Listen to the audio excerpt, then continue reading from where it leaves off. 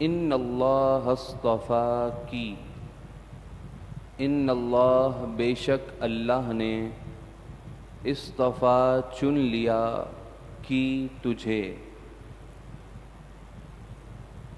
وطہرکی اور تجھے خوب صاف ستھرا کیا، واصطفاکی علی نساء العالمین اور تجھے تمام جہاں کی عورتوں پر بزرگی عطا فرمائی۔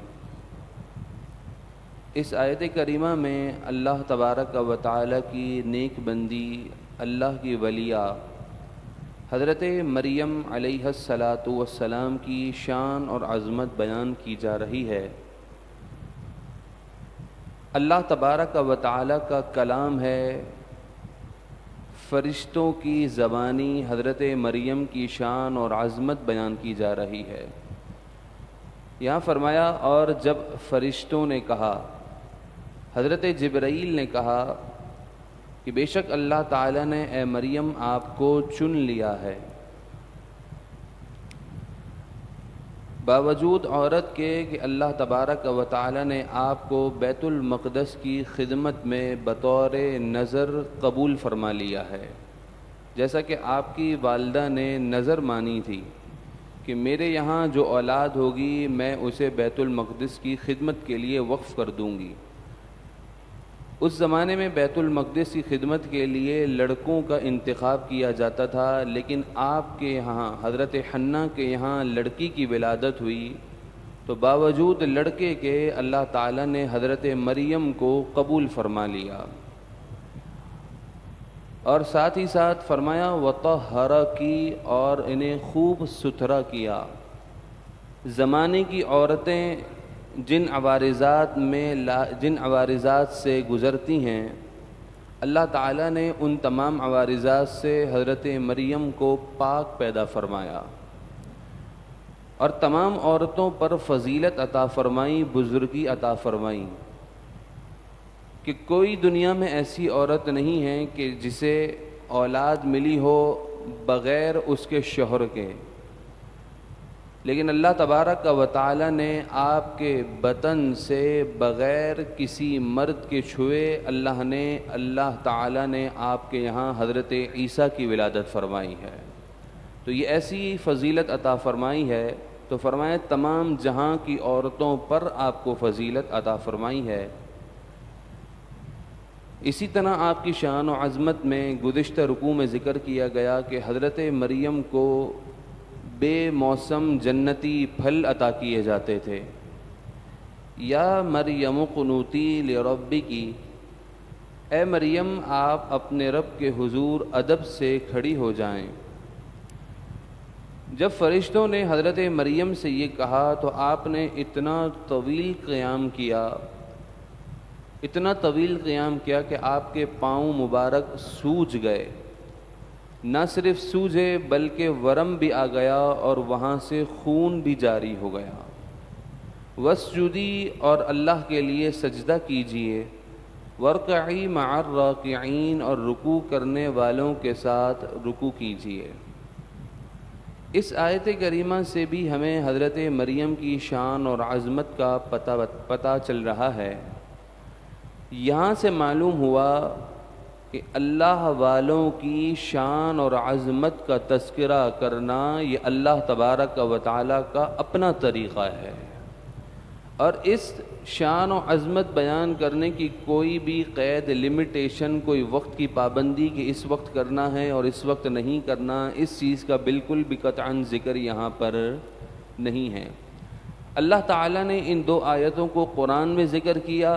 یہ دو آیتیں پوری اس دنیا میں، دنیا کے جس بھی کونے میں پڑھی جائیں گی، جو بھی پڑھے گا، پڑھنے والا کوئی بھی ہو، بہر صورت حضرت مریم کی شان اور عظمت بیان ضرور ہوگی۔ تو پتہ یہ چلا کہ اللہ والوں کی شان جس جگہ ہو، جو پڑھنے والا ہو، بس مقصد ان کی عظمت بیان کرنا ہے۔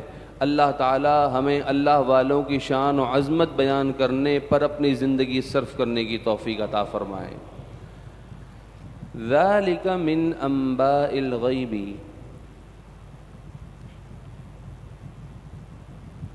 یہ غیب کی خبریں ہیں، نوحیہ الیک، اے محبوب ہم آپ پر خفیہ طور پر اسے وحی کرتے ہیں۔ وما کنت لدیہم اذ یلقون اقلامہم، اور اے پیارے آپ اس وقت موجود نہ تھے جب وہ لوگ اپنے قلم سے، اقلامہم اپنے قلموں سے قرآن دازی کر رہے تھے کہ ایہم یکفل مریم، کون حضرت مریم کی کفالت کرے گا۔ جب آپ کی والدہ نے آپ کو بیت المقدس، ولادت کے بعد بیت المقدس کی خدمت پر وہاں پر موجود جو علماء تھے ان کے حوالے کیا، جن کی تعداد مفسرین نے 27 بتائی ہے، تو ہر ایک عالم کی یہ تمنا تھی کہ وہ حضرت مریم کی پرورش کرے، ان کی کفالت کرے۔ اور چونکہ خود حضرت مریم علیہ السلام، حضرت زکریا علیہ السلام جو اللہ تبارک و تعالیٰ کے نبی ہیں، وہ حضرت مریم کے خالو ہیں، اور ان 27 علماء میں آپ کا مقام اور مرتبہ سب سے زیادہ بلند و بالا تھا۔ لیکن چونکہ آپ اعلیٰ خاندان سے تھیں، نسب بہت اونچا تھا، تو ہر ایک کی یہ تمنا تھی کہ میں حضرت مریم کی کفالت کروں۔ تو فیصلہ اس بات پر ہوا کہ قرآن دازی کی جائے، جس کا نام نکلے گا ان 27 علماء میں سے، وہ شخص حضرت مریم کی کفالت کرے گا۔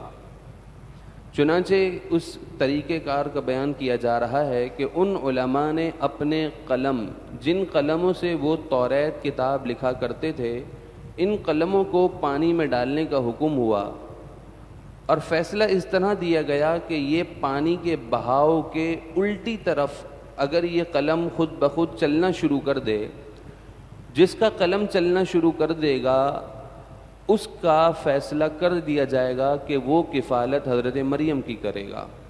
چنانچہ ان 27 علماء نے اپنے قلم جب ڈالے تو حضرت زکریا علیہ السلام کا قلم الٹی جانب چلنا شروع ہوا، تو حضرت مریم حضرت زکریا کی کفالت میں آ گئیں۔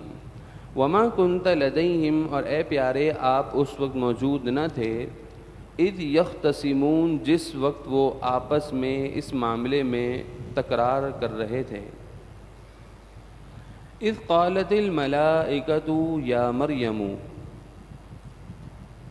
اور یاد کرو جب فرشتوں نے حضرت مریم سے کہا، ان اللہ یبشروکی، کہ بے شک اے مریم اللہ تبارک و تعالی آپ کو خوشخبری عطا فرماتا ہے، بکلمت منہ، اپنے پاس سے ایک کلمے کی، یعنی ایک فرزند کی، اسمہ، جس کا نام المسیح عیسی بن مریم، مسیح عیسیٰ بن مریم ہے، وجیہن فی الدنیا والآخرہ، وہ خوب عزت دار ہیں دنیا اور آخرت میں، ومن المقربین، اور بارگاہ الہی میں خاص قرب کا مقام رکھتے ہیں۔ اللہ تبارک و تعالی نے خوشخبری عطا فرمائی، کس کے ذریعے عطا فرمائی؟ فرشتے حضرت جبرائیل علیہ السلام کے ذریعے عطا فرمائی۔ اللہ تبارک و تعالی کو کیا اس چیز کی حاجت ہے کہ اپنے فعل میں کسی کو ذریعہ بنایا جائے، وسیلہ بنایا جائے؟ نہیں، لیکن اس موقع پر بھی اللہ تبارک و تعالی نے فرشتوں کو وسیلہ ذریعہ بنایا۔ یہ اس بات کا پیغام ہے کہ اللہ تبارک و تعالی خود اس چیز کو پسند فرماتا ہے کہ وسیلوں اور ذریعوں تک مجھ تک پہنچا جائے۔ جو وسیلوں کو اپناتا ہے وہ رب کے بتائے ہوئے طریقے کو اپنا رہا ہوتا ہے۔ تو اللہ تبارک و تعالی نے حضرت مریم کو خوشخبری عطا فرمائی عیسیٰ ابن مریم کی، وَيُكَلِّمُ النَّاسَ فِي الْمَهْدِ، اور فرمایا وہ لوگوں سے کلام کریں گے جھولے میں۔ حضرت عیسیٰ ابن مریم علیہ السلام آپ کی پہلی شان اور عظمت یہ بیان کی گئی کہ آپ جھولے کی عمر میں لوگوں سے کلام فرمائیں گے۔ جب آپ کی والدہ حضرت مریم پر تہمت لگی، قوم نے تہمت لگائی کہ یہ کیسے ہو سکتا ہے کہ بغیر باپ کے کسی کے یہاں ولادت ہو جائے۔ جب آپ پر یہ غلط تہمت لگی تو آپ نے اپنی والدہ کی ناموس پر پہرا دیتے ہوئے اللہ تعالیٰ نے آپ کو جھولے کی عمر میں قوت گویائی عطا فرمائی، اور آپ نے اس عمر میں اپنی والدہ کی طرف اٹھنے والے الزامات کو دور کیا۔ وکہلن، اور پکی عمر میں آپ کلام فرمائیں گے۔ پکی عمر یعنی جوانی کی عمر میں۔ یہاں مفسرین نے سوال اٹھایا کہ جوانی کی عمر میں کلام کرنا یہ تو سبھی کرتے ہیں، اس میں ایسی کیا خاص بات ہے؟ تو جب کہا کہ جوانی کی عمر سے مراد یہاں پر وہ عمر ہے کہ جب آپ آسمان دنیا پر ابھی تشریف فرما ہیں، جب آپ قرب قیامت دوبارہ اس زمین پر تشریف لائیں گے اور جو تبلیغ دین فرمائیں گے تو اس وقت جو آپ لوگوں سے کلام فرمائیں گے، یہاں پر یہ کلام فرمانا مراد ہے۔ وکہلن، اور پکی عمر میں جوانی کی عمر میں کلام فرمائیں گے۔ ومن الصالحین، اور آپ صالحین میں سے ہوں گے۔ حضرت مریم کو جب یہ خوشخبری دی گئی، قالت، تو عرض کی، ربی، اے میرے رب، انا یکون لی ولد، میرے لیے بیٹا کیسے ہو سکتا ہے، میرے پاس اولاد کیسے ہوگی، حالانکہ ولم یمسسنی بشر، ولم یمسسنی، نہیں چھوا مجھے، بشر، کسی بشر نے۔ جو دنیا کا اصول و ضابطہ ہے کہ مرد و عورت کے ملاپ سے اولاد پیدا ہوتی ہے، یہاں تو ایسا کوئی معاملہ ہی نہیں ہے، کسی بشر نے چھوا تک بھی نہیں ہے، پھر بھی کیسے اولاد ہوگی؟ آپ کو دراصل اس بات پر حیرت تھی کہ یہ قانون قدرت سے ہٹ کر معاملہ کیسے ہو سکتا ہے۔ قال، اللہ تبارک و تعالی نے فرمایا، کذالک اللہ یخلق ما یشاء، اللہ تبارک و تعالی یوں ہی پیدا فرماتا ہے جس کے لیے چاہتا ہے۔ اللہ تبارک و تعالی خالق ہے، وہ جیسے چاہے اپنے بندے پر کرم فرما دے۔ اس کی کرم نوازیاں وہ اپنے بندوں پر جس طرح سے ہونا چاہیں وہ ہو جاتی ہیں۔ اذا قضا امرا، اس کی شان یہ ہے کہ جب وہ کسی کام کے بارے میں پکا فیصلہ فرما لیتا ہے، فإنما یقول له کن، تو پس حقیقت یہی ہے کہ وہ اس کام کے متعلق فرماتا ہے کن، ہو جا، فیکون، تو وہ فوراً ہو جاتی ہے۔ تو اللہ تبارک و تعالیٰ کی شان و عظمت ہے۔ مفسرین نے فرمایا اللہ تعالیٰ کو کن کہنے کی بھی حاجت نہیں ہے، لیکن اللہ تبارک و تعالیٰ نے کن بھی اسی لیے فرمایا تاکہ لوگوں کو اس چیز کے بارے میں تعلیم ہو کہ کسی بھی کام کرنے کے لیے ایفرٹ کرنا ضروری ہے، محنت کرنی ہے، محنت کے ساتھ اس کام کا آغاز ہو تو اللہ تبارک و تعالیٰ اس میں برکت ضرور ڈال دیتا ہے۔ تو فرمایا ہو جا، فیکون، تو وہ ہو گیا۔ حضرت عیسیٰ علیہ السلام کی ولادت ہوئی۔ وَيُعَلِّمُهُ الْكِتَابَ، اور اللہ تبارک و تعالیٰ اسے کتاب سکھائے گا، والحکمت، اور حکمت سکھائے گا، والتوراۃ والانجیل، اور توریت اور انجیل کا علم عطا فرمائے گا۔ حضرت عیسیٰ علیہ السلام کی شان و عظمت بیان کی جا رہی ہے۔ فرمایا وَرَسُولًا إِلَىٰ بَنِي إِسْرَائِيلَ، اور وہ بنی اسرائیل کی طرف رسول ہوں گے۔ أَنِّي قَدْ جِئْتُكُمْ بِآيَةٍ مِّن رَبِّكُمْ، یہ فرماتے ہوئے کہ اے لوگو، بے شک میں تمہارے پاس تمہارے رب کی طرف سے روشن نشانیاں لے کر آیا ہوں جو میرے دعوی نبوت پر صدق کی دلیل ہیں، سچائی کی دلیل ہیں۔ انی اخلق لکم من الطین، آیت مبارکہ کے اس حصے سے اللہ تبارک و تعالیٰ کے نبیوں کی پاور بیان کی جا رہی ہے۔ کہ اللہ تبارک و تعالی نے انہیں کتنی شان و عظمت، کتنے اختیارات اور کتنی طاقتیں عطا فرمائی ہیں۔ فرمایا انی اخلقو، حضرت عیسیٰ علیہ السلام کے الفاظ قرآن کے اندر ذکر کیے گئے۔ حضرت عیسیٰ فرماتے ہیں بے شک میں پیدا کرتا ہوں لکم تمہارے لیے، من الطین، طین مٹی سے، کہیئۃ الطیر، ایک پرندے کی حیت، ایک پرندے کی صورت۔ حضرت عیسیٰ فرماتے ہیں کہ میں تمہارے لیے پرندے کی ایک صورت پیدا کرتا ہوں، فَأَنفُخُ فِيهِ، پھر میں اس مٹی کی جو صورت پیدا ہوئی اس میں پھونک مارتا ہوں۔ پھونک میں اتنی برکت ہے، اتنی طاقت ہے کہ فرمایا فَيَكُونُ طَيْرًا، پھونک مارتا ہوں وہ مٹی کا پرندہ فوراً اصلی پرندہ بن جاتا ہے۔ اب یہاں تک سننے کے بعد ذہن میں یہ آیا تو کیا مطلب حضرت عیسیٰ علیہ السلام خالق ہو گئے؟ آپ خود کہہ رہے ہیں اخلقو، آپ الفاظ پر غور کیجئے، اخلقو۔ اور آپ کو یہاں پر ایک عربی کا ایک چھوٹا سا اصول بھی سمجھا دوں۔ بسا اوقات جس لفظ کے شروع میں حمزہ آ جائے، کیا آ جائے شروع میں؟ حمزہ، وہاں پر ترجمہ میں کا کیا جاتا ہے۔ کس کا کیا جاتا ہے؟ میں کا۔ اخلقو، میں پیدا کرتا ہوں۔ حضرت عیسیٰ پیدا کرنے کی نسبت کسی طرف کر رہے ہیں؟ اپنی طرف، حالانکہ سب کو معلوم ہے پیدا کون کرتا ہے؟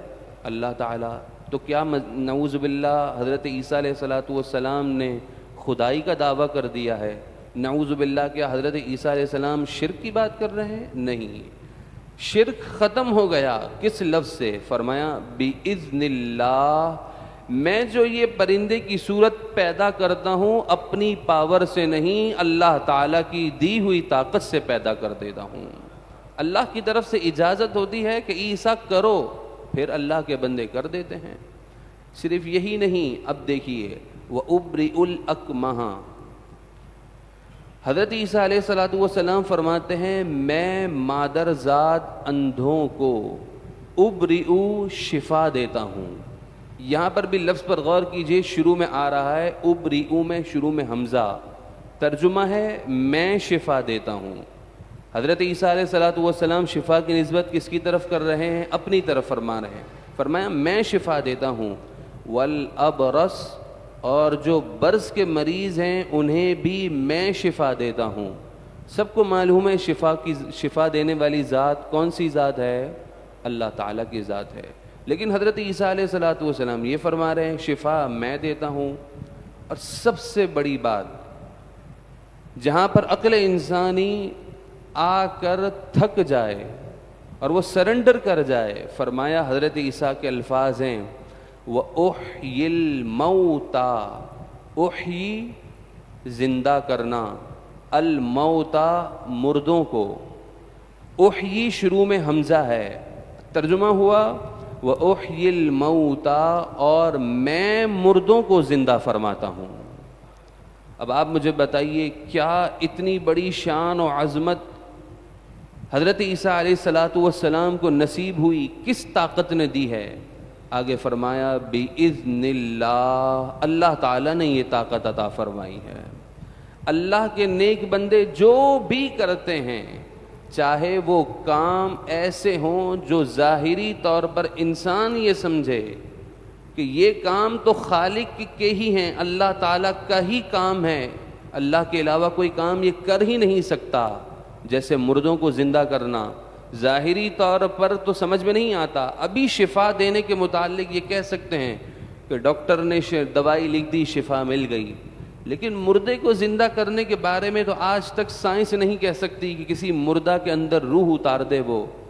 لیکن حضرت عیسیٰ علیہ السلام نے یہ کام بھی کر دیا جو کہ صرف شان ہے اللہ تعالیٰ کی، لیکن اللہ نے یہ شان اپنے نبیوں کو جو عطا فرمائی ہے وہ عقیدہ اہل سنت ہے بِإِذْنِ اللَّهِ، یہ ساری طاقتیں انہیں اللہ تعالیٰ کی طرف سے عطا کی جاتی ہیں۔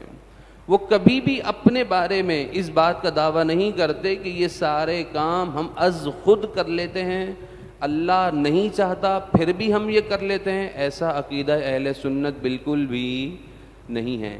اللہ تعالیٰ نے اہل سنت کو اتنا چمکتا ہوا مذہب عقیدہ عطا فرمایا ہے کہ واقعتاً جس کا ہر عقیدہ قرآن اور حدیث سے ثابت ہوتا ہے۔ پھر آگے فرمایا وَأُنَبِّئُكُمْ بِمَا تَأْكُلُونَ، اُنَبِّئُ شروع میں پھر حمزہ ہے۔ آپ فرماتے ہیں میں تمہیں خبر دیتا ہوں اس چیز کی جو تم کھاتے ہو، وَمَا تَدَّخِرُونَ فِي بُيُوتِكُمْ اور جو تم اپنے گھروں میں جمع کرتے ہو۔ یہاں سے ایک اور مسئلہ بھی واضح ہو گیا کہ حضرت عیسیٰ فرماتے ہیں میں تمہیں بتاتا ہوں، میں تمہیں خبر دیتا ہوں اس چیز کی جو تمہارے گھروں میں جمع ہے اور جو تم کھا رہے ہو۔ تو پتہ یہ چلا کہ اللہ تعالیٰ نے اپنے نبیوں کو علم غیب عطا فرمایا ہے۔ حضرت عیسیٰ علیہ السلام کو جب علم غیب نصیب ہو سکتا ہے تو حضرت عیسیٰ علیہ السلام کے بھی جو نبی ہیں، تمام نبیوں کے جو نبی ہیں، امام الانبیاء اللہ کے محبوب ہیں، انہیں علم غیب مل سکتا ہے تو امام الانبیاء کو بدرجہ اتم اللہ نے علم غیب عطا فرمایا ہے۔ ان فی ذلک لآیۃ لکم، فرمایا اے لوگوں بے شک اس میں تمہارے لیے نشانیاں ہیں۔ شرط کیا ہے؟ ان کنتم مؤمنین، ان کا معنی ہوتا ہے اگر، ان کنتم مؤمنین اگر تم صاحب ایمان ہو۔ نشانی کس کے لیے ہے؟ مومنین کے لیے ہے۔ جس کے دل میں ایمان کی رونق ہی نہیں ہے، ایمان کا نور ہی نہیں ہے، وہ ان آیات کو واضح ہونے کے باوجود بھی اللہ والوں کی پاور، شان اور عظمت کا منکر ہو جائے گا۔ لیکن جس کے دل میں اللہ نے نبیوں کی شان اور عظمت کا، اللہ کے نبیوں کی شان اور عظمت دل میں اتاری ہے، اللہ تبارک و تعالی ان دلوں کو اور چمک دیتا ہے اور ان آیات کو سننے کے بعد ایمان میں اور تقویت نصیب ہو جاتی ہے۔ آگے فرمایا وَمُصَدِّقًا لِمَا بَيْنَ يَدَيَّ مِنَ التَّوْرَاةِ۔ حضرت عیسیٰ علیہ السلام کی شان بیان ہوئی کہ حضرت عیسیٰ علیہ السلام وہ ہیں کہ جو اپنے سے پہلے آنے والی کتابوں کی تصدیق فرمانے والے ہیں، یعنی توریت کی۔ وَلِأُحِلَّ لَكُمْ بَعْضَ الَّذِي حُرِّمَ عَلَيْكُمْ، اور اس لیے کہ میں تمہارے لیے وہ چیزیں حلال کر دوں جسے تم نے اپنے اوپر جان بوجھ کر خود حرام کیا ہے۔ جو چیزیں حضرت موسیٰ علیہ السلام کی شریعت میں حرام تھی، جیسا کہ اونٹ کا گوشت، مچھلی اور اس کے علاوہ کچھ پرندے، تو حضرت عیسیٰ علیہ السلام کی شریعت میں وہ چیزیں حلال کی گئیں۔ تو فرمایا بعض الذی حرم علیکم، بعض وہ چیزیں جو تم پر حرام تھیں حضرت عیسیٰ علیہ السلام فرماتے ہیں میں اسے حلال کر دوں۔ تو اللہ تعالیٰ نے اپنے نبیوں کو کتنی پاور اور عظمت عطا کی ہے کہ وہ حرام کو حلال اور حلال کو حرام کرنے پر بھی طاقت رکھتے ہیں۔ وَجِئْتُكُمْ بِآیَةٍ مِّن رَبِّكُمْ، اور میں تمہارے پاس تمہارے رب کی طرف سے نشانی لے کر آیا ہوں، بس فَاتَّقُوا اللَّهَ، اللہ سے ڈرو، وَأَطِيعُونَ، اور میری پیروی کرو۔ ہونا یہ چاہیے تھا کہ اللہ سے ڈرو اور اللہ کی اطاعت کرو، لیکن آپ فرما رہے ہیں میری بات مانو۔ تو پتہ یہ چلا کہ نبی کی بات ماننا در حقیقت وہ خدا تعالی کی بات ماننا ہے۔ ان اللہ ربی و ربکم، بے شک اللہ میرا رب ہے اور تمہارا رب ہے، فاعبدوہ، تو پس تم اسی کی عبادت کرو۔ ھذا صراط مستقیم، یہ سیدھا راستہ ہے۔ آخری چند آیتیں ہیں۔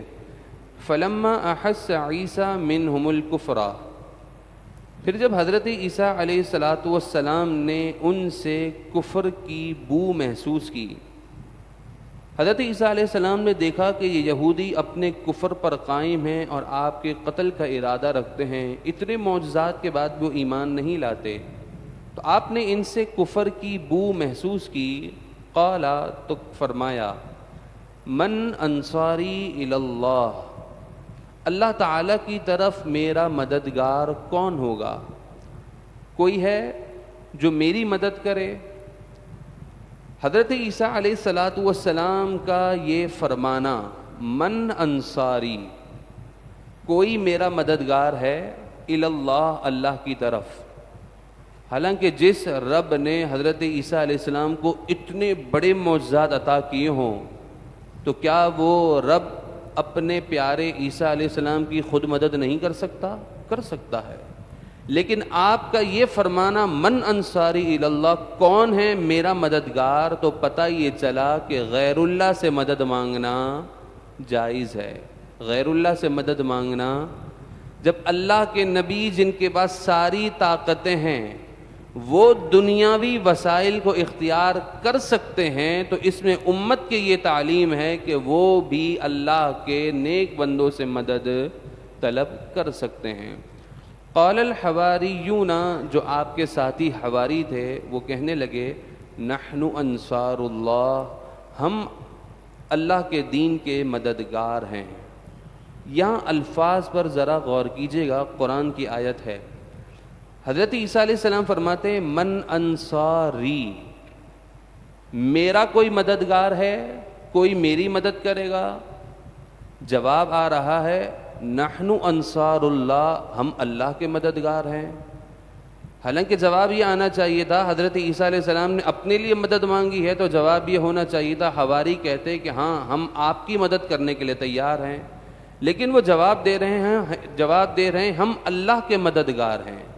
تو پتہ یہ چلا کہ نبی کا معاملہ وہی معاملہ ہوتا ہے کہ اس معاملے کا تعلق خدا تعالیٰ کے ساتھ ہوتا ہے۔ نبیوں کو کبھی بھی اللہ تبارک و تعالیٰ سے جدا نہیں کیا جا سکتا، یہ بات یاد رکھیے گا۔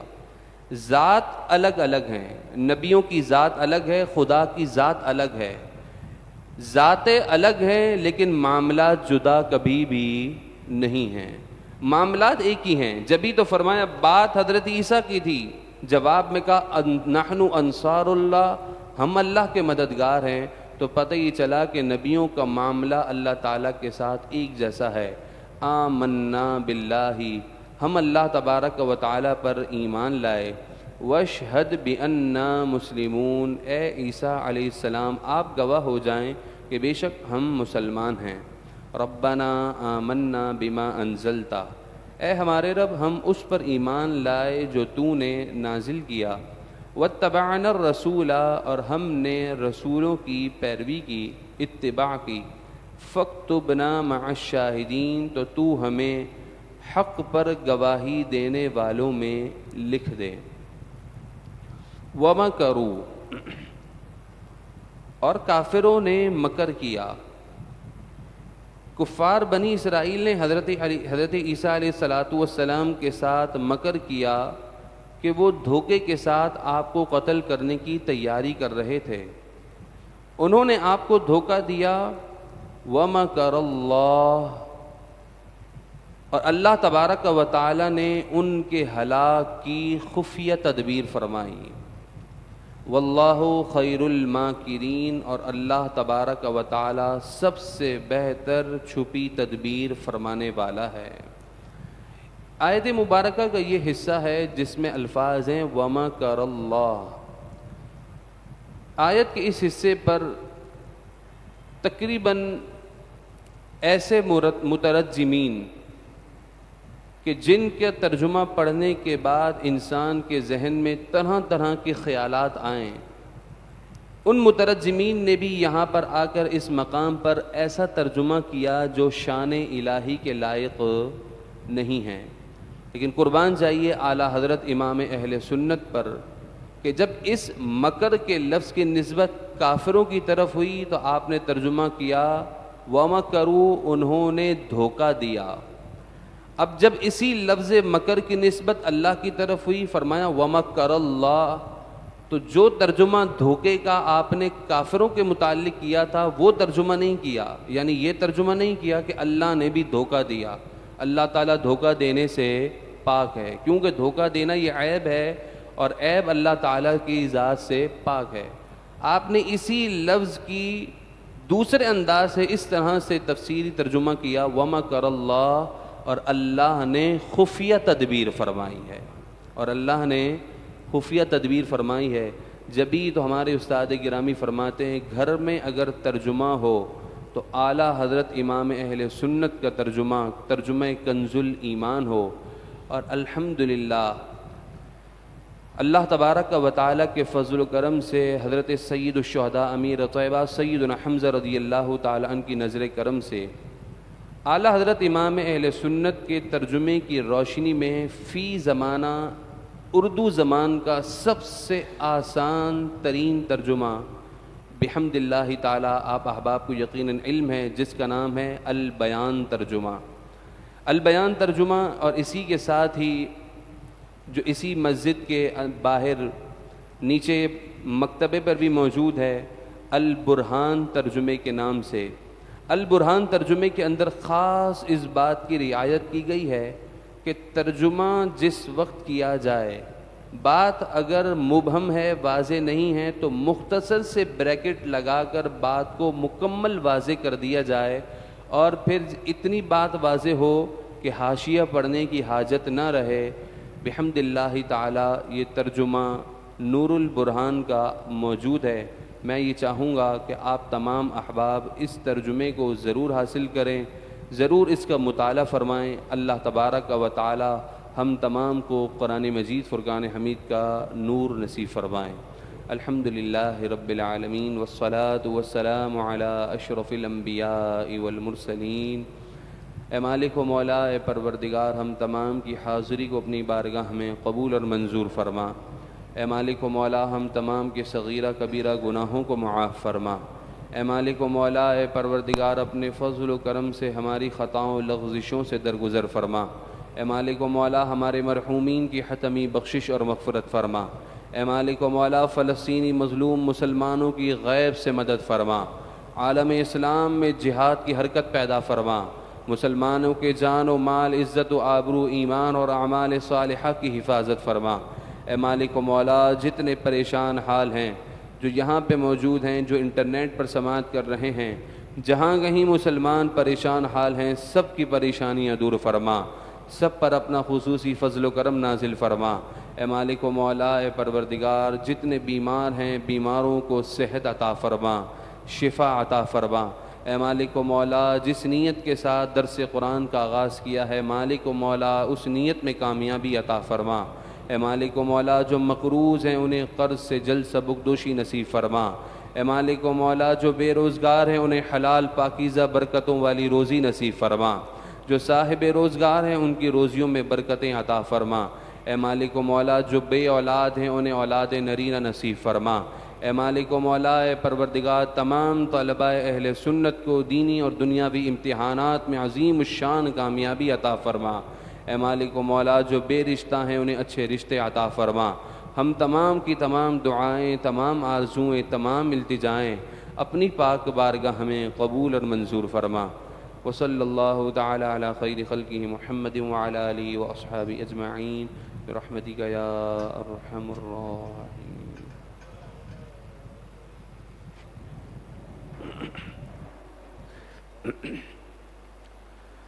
مولاي صل وسلم دائما على حبيبك خير الخلق كلهم يا ربي بالمصطفى بلغ مقاصدنا واغفر لنا ما مضى يا واسع الكرم. مولاي صل وسلم دائما أبدا على حبيبك خير الخلق كلهم. وصلى الله تعالى على خير خلقه محمد وعلى آله وأصحابه أجمعين برحمتك يا أرحم الراحمين.